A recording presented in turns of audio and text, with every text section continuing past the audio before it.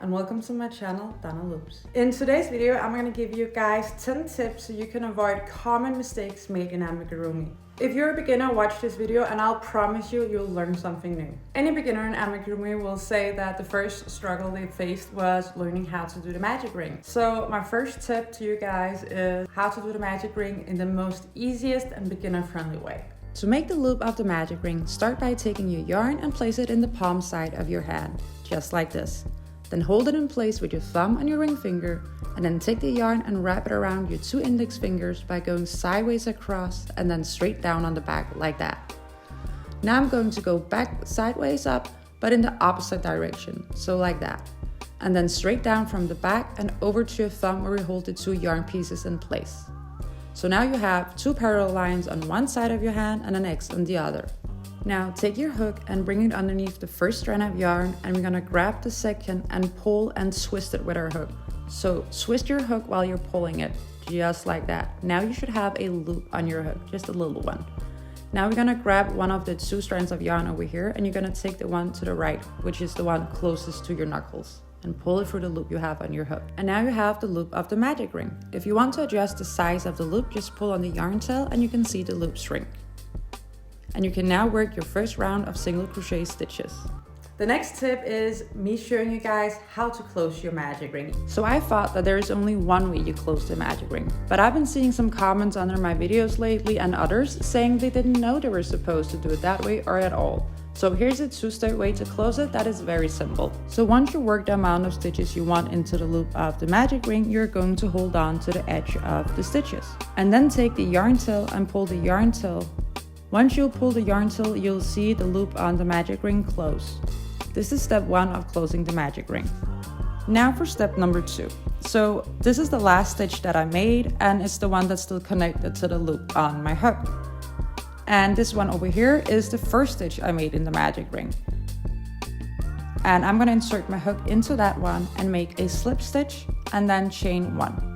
So that's step number 2. It's really simple. So you just slip stitch into the first stitch that you made and chain 1.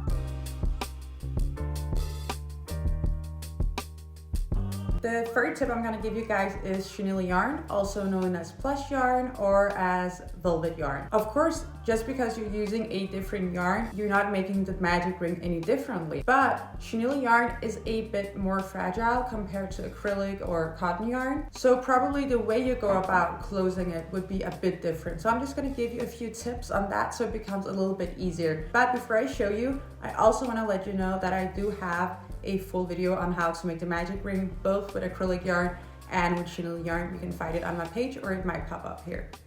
The thing about chenille yarn is, well, if you ever work with chenille yarn, you know how fragile it can be, and you probably also know how easy it can break when making a magic ring. But I'll give you a tip or 2 to help you avoid that. So making the loop of the magic ring is exactly the same. The only thing you should be doing differently is making everything a bit more loose. When you take your hook like here and you pull and you twist on that second strand of yarn to get that first loop around your hook, make sure it's not too tight, because this is what becomes the knot around the loop.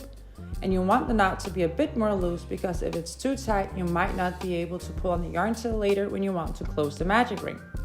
Now you can begin to work your first round of single crochet stitches. I'm going to work 6 stitches into the loop of the magic ring, and I'm going to make them all loose, but only for the first round. So as I said before, everything has to be looser, but it's only for the first round of your single crochet stitches that they should be a bit more loose. You also don't want them to be too big, or else they become unstructured and floppy looking.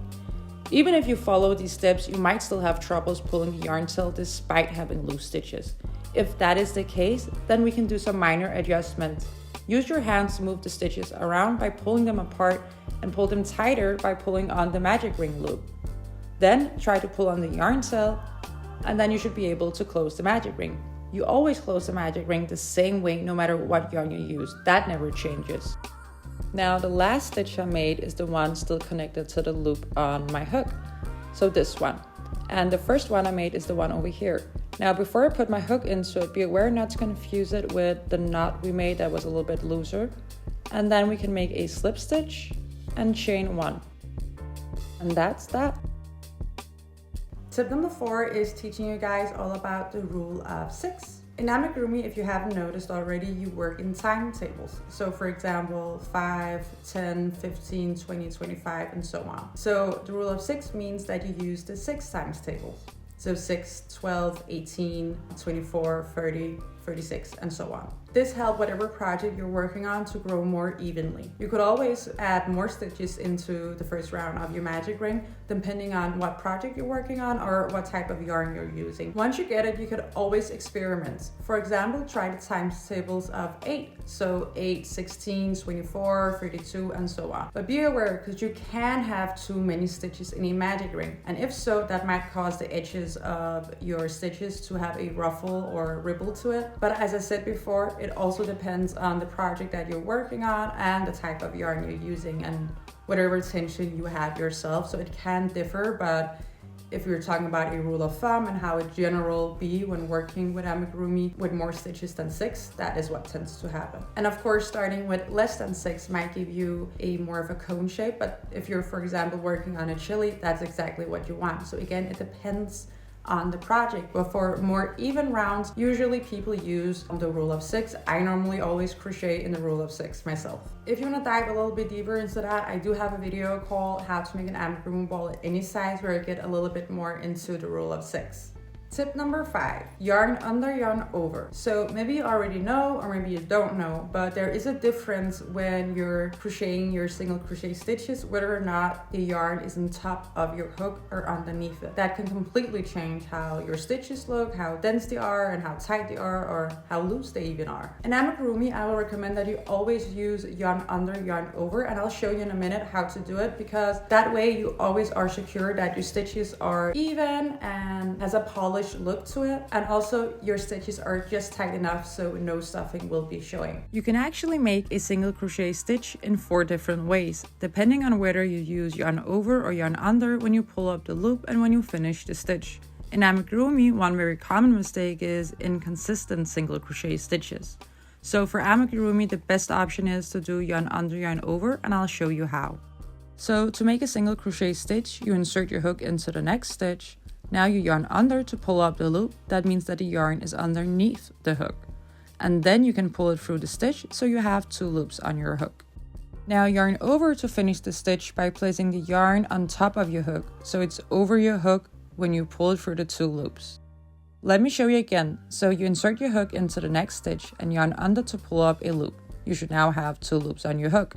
Now you yarn over and pull through both. This method creates tighter and more compact stitches, which gives you a cleaner and more structured look. If you ever felt like your stitches looked uneven or just not consistent overall, it might be because you're accidentally making different versions of the single crochet without even realizing it. So pick one method and stick with it. I say yarn under, yarn over. That consistency alone can completely change how polished your finished amigurumi looks. Tip number 5, your hook size. Another very common mistake made in amigurumi is using the hook size recommended on your yarn label. In amigurumi, you always want to use a smaller hook than recommended. This helps you have more dense and tight stitches. So if you work in amigurumi ever looks floppy or there's gaps between your stitches, it might be because you're using a hook that is too big for you or for your yarn. A good rule of thumb is to always go 1 or 2 sizes smaller than the recommended size on the yarn label, and always focus on how it looks rather than following any specific rules, because the tension of you holding the yarn can differ from person to person. If you have tighter stitches because you already have a lot of tension in your hand, then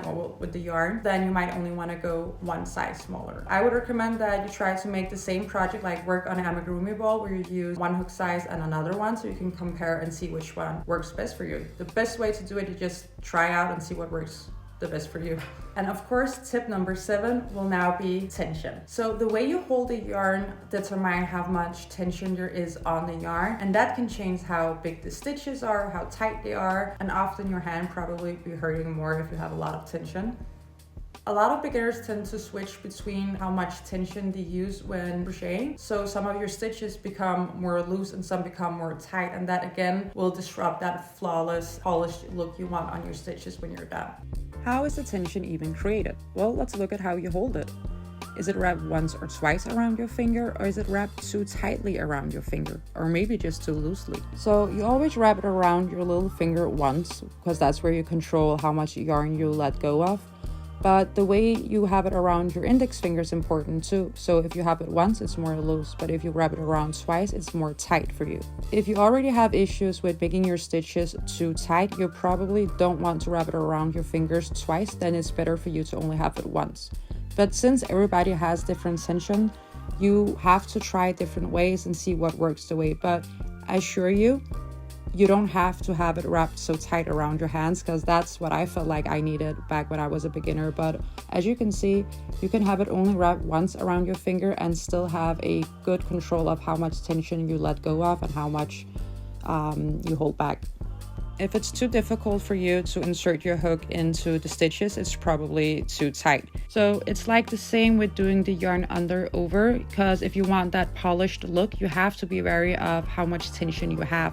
Because if it's too, like as I said, if you switch between making it tight and loose all of your stitches, then even if you do yarn under, yarn over, you're still not gonna get that finished, polished look that you're looking for. So if you want a more clean look, do yarn under, yarn over, and also be aware of your tension. Don't do it too tight and don't do it too loose, but you can only practice. Tip number 8, the invisible decrease. So when you're working with amigurumi, your pattern would most likely just say to decrease, but I'm here to tell you that you always have to use the invisible decrease, no matter what, and you're gonna thank me later for it. Again, I talked a few times about that polished, structured look in the end, but when you do decreases the normal way, it usually leaves a mark, so you can clearly see where the decreases begin on the stitches, and that's not pretty. That's why he used invisible decrease, because it makes the decreases look invisible. I mean, you can still tell where the decreases are, but they're not so visual to the eye. So I would recommend, again, I don't even recommend, this is actually in order, so you will always use the invisible decrease, and I'll show you how. Before we make an invisible decrease, let me show you the stitch a little closer. So a stitch is made up by 2 loops, so it kind of looks like a V shape. Now let me insert my hook into a stitch so you can see the 2 loops more clearly. One of the loops is called the back loop, and it's called the back loop because it's facing away from you, towards the inside of the ball. Now the one over here is called the front loop, and that's facing you. To make an invisible decrease, you will work in the front loops of the next 2 stitches. Now let's make one together. I take my hook and I insert it into the front loop of the first stitch. And now I insert it into the front loop of the second stitch. So now I have 3 loops on my hook. So 1, 2, 3. Next I'll yarn under and pull through the first 2 loops. And now I have 2 loops on my hook. So now I'll yarn over and pull through those 2. Let me show you again. I'll take my hook, insert it into the front loop of the first stitch, now into the front loop of the second stitch. I have 3 loops on my hook now. Yarn under, pull through the first 2 loops. Yarn over, pull through the next 2 loops. And that's how you make an invisible decrease. Tip number 9 is a lighter. A lighter can be a very useful tool when crocheting amigurumi, and I'm going to show you the 3 ways I use a lighter.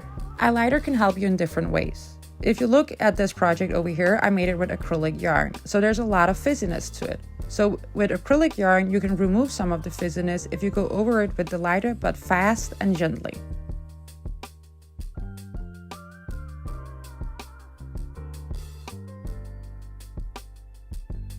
So here you can see the before and after, what a difference that can make. It gets a more clean look. With chenille yarn, you can use it on the yarn end so they don't shed as much, because chenille yarn do shed a lot. So if you just burn the end a little bit, then you can work with it, especially if you're gonna use it with a yarn needle to sew something on.